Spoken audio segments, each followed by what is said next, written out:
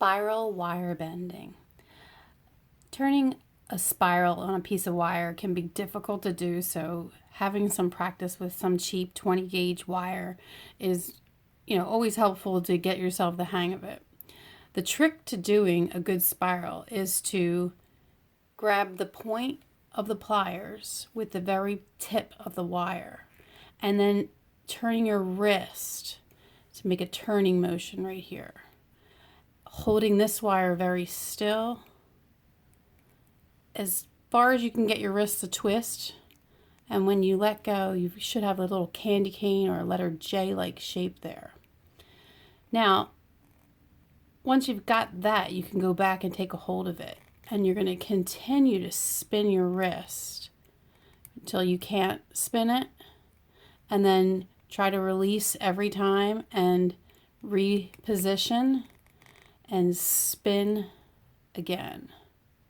Now, my goal was to make it look like a snail, so I want it to be flat. So in order to do this, I like to take my pliers and flatten it right about now. And now the bending becomes much easier because I can take this and pull it with my wrist this way, keeping it flat every time and kind of just rolling it up. Apply pressure and twist. And there my wire begins to take a nice spiral shape. And since this is just practice, I've got the other end of the wire I could practice with. Again, I'll do it one more time.